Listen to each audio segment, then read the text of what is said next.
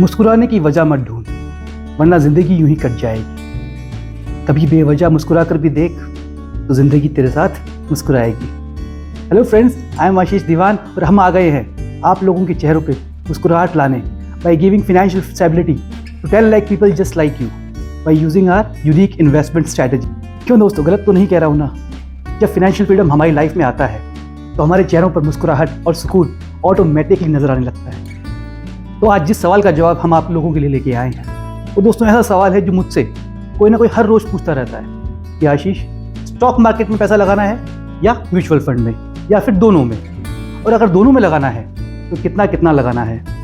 दोस्तों ये ऐसा सवाल है जो कोई ना कोई नया फ्रेशर शेयर मार्केट में या फिर एक्सपीरियंस्ड लोग भी ये सवाल पूछते रहते हैं और साथ में कंफ्यूज रहते हैं। तो अगर आपको भी ये सवाल बार बार परेशान करता है दोस्तों, मैं आपको यकीन दिलाता हूँ कि ये पूरा वीडियो देखने के बाद आपको ये सवाल ज़िंदगी भर परेशान नहीं करेगा। ये मेरा आपको प्रॉमिस है।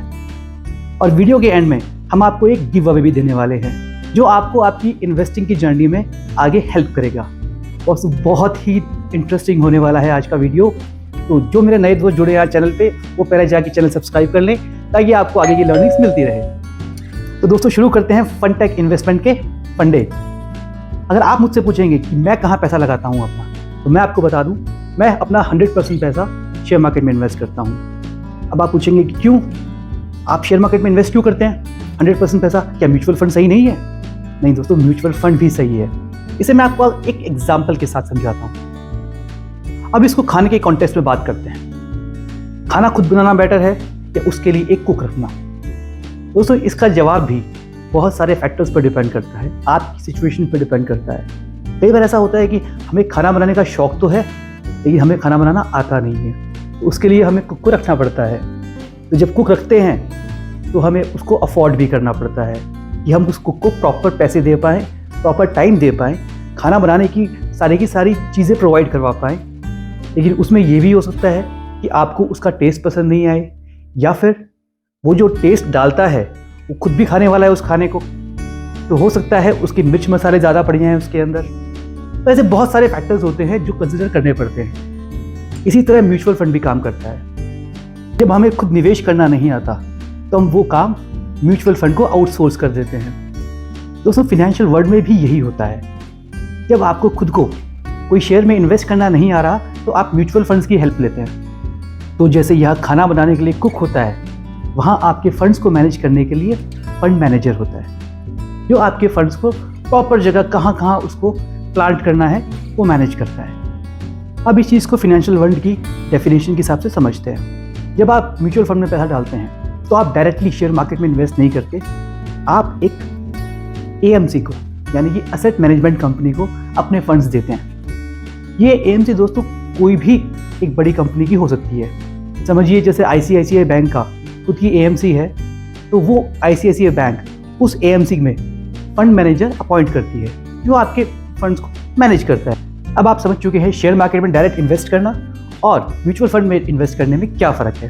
दोस्तों हर चीज़ के एडवांटेजेस एंड डिसएडवांटेजेस होते हैं, हमें ये दोनों समझने पड़ेंगे ताकि आप खुद से ये फैसला ले पाएँ कि आपको कहाँ निवेश करना है। पहला होता है कंट्रोल, हाई लिक्विडिटी। जब आप अपने हाथों से शेयर मार्केट में इन्वेस्ट करते हैं उसमें कंट्रोल कहाँ होता है? आपके खुद के हाथों में। कब शेयर को खरीदना है, कब बेचना है, कब मुनाफा बुक करना है, या फिर कोई शेयर बहुत ज़्यादा गिर गया, आज मुझे इसे परचेज करना है, तो ये आप बहुत इजीली कर पाते हैं क्योंकि everything is your control. By chance आपको पैसों की बहुत ज़्यादा ज़रूरत पड़ गई तो आप अपने शेयर्स को बेचकर नेक्स्ट डे अपने अकाउंट के अंदर उन पैसों को वापस पा सकते हो, क्योंकि ऐसी ज़रूरत पड़ती रहती है दोस्तों। अब जब आप म्यूचुअल फंड में पैसा लगाते हैं तो समझिएगा दोस्तों, हम सिस्टमैटिक इन्वेस्टमेंट प्लान करते हैं, यानी कि हर मंथ अपना फंड्स वहाँ ट्रांसफ़र करते हैं। लेकिन क्या हमें कंट्रोल है उसके ऊपर, हमारे फंड्स के ऊपर? नहीं है बिल्कुल कंट्रोल, क्योंकि उसका पूरा कंट्रोल उस फंड मैनेजर के हाथ में है। वो जब चाहेंगे तभी आपको मिल सकता है। हम वहाँ एक लिमिटेड टाइम के लिए पैसा इन्वेस्ट करते हैं। अब हम जब चाहें वहाँ से पैसा निकाल लें, ये प्रैक्टिकली पॉसिबल हो नहीं पाता। फिर भी कुछ म्यूचुअल फंड कंपनीज आपको ये फैसिलिटी प्रोवाइड करती हैं कि आप अपना पैसा वापस ले पाएँ।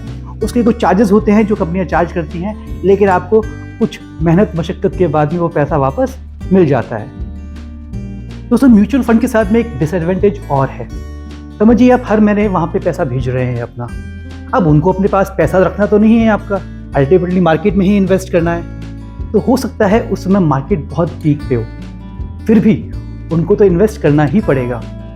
और ऐसा भी हो सकता है कि जब आपको फंड्स की ज़रूरत हो या फिर आपकी मैच्योरिटी आ रही हो उस फंड्स की, तो अगर मार्केट डाउन है तो उस म्यूचुअल फंड कंपनी को डाउन मार्केट के अंदर भी माल बेच के आपको पैसा देना पड़ेगा। तो इस बीच का जो डिफरेंस होता है ना दोस्तों, वो 12 से 15% आपको रिटर्न मिल जाता है, जो कि एक ओके टाइप्स होता है। दूसरा होता है एक्सपर्टी। दोस्तों एक चीज़ जो म्यूचुअल फंड में है और शेयर मार्केट में नहीं है, वो होता है एक्सपर्टी। वहाँ पे एक एक्सपर्ट बंदा बैठाया हुआ है जो आपके फंड्स को मैनेज कर रहा है। उसे पता है किस जगह पैसा लगाना है, किस जगह पैसा नहीं लगाना है, क्योंकि वो रिस्पॉन्सिबल होता है आपके फंड्स के लिए। और अगर आपको शेयर मार्केट में खुद निवेश करना है तो खुद को एक्सपर्ट बनना पड़ेगा, क्योंकि बिना एक्सपर्ट बने तो शेयर मार्केट आपके लिए बहुत घातक सिद्ध हो सकता है दोस्तों। और जब आपको खुद पैसा लगाना है तो उसमें आपको समय भी एक्स्ट्रा देना पड़ेगा, क्योंकि सीखना पड़ता है। कोई भी चीज़ बिना सीखे नहीं मिलती। तीसरा होता है सेफ्टी एंड रेपुटेशन। जब आप म्यूचुअल फंड्स में अपना पैसा डालते हैं तो आपका पैसा पहुंच गया फंड मैनेजर के पास में। अब फंड मैनेजर के पास में वो पूरी की पूरी पावर है कि वो अपना पैसा कहाँ लगाए।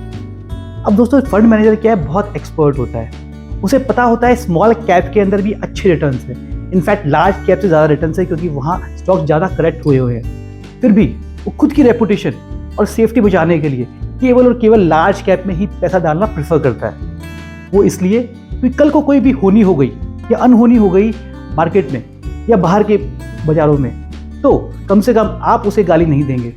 और दूसरा एक और है, उसे अपनी जॉब भी सिक्योर करनी पड़ती है, क्योंकि अगर उनके फंड मैनेजर के हाउसेज ने मेनली पूछा उनसे कि आपने उस कंपनी में पैसा क्यों लगाया, तो उसके पास जवाब होना चाहिए कि मैंने केवल ब्लू चिप्स कंपनीज में ही निवेश किया। तो इस तरह अगर आप एक्सपर्ट बन जाएंगे तो आप उन स्मॉल कैप कंपनीज में भी पैसा लगा सकते हैं। वैसे दोस्तों मैं आपको बता दूं, जनवरी 2021 में सेबी की एक नई गाइडलाइंस आई है, जिसके अंदर म्यूचुअल फंड्स को 25% each in small cap, mid cap and large cap डालना कंपलसरी है।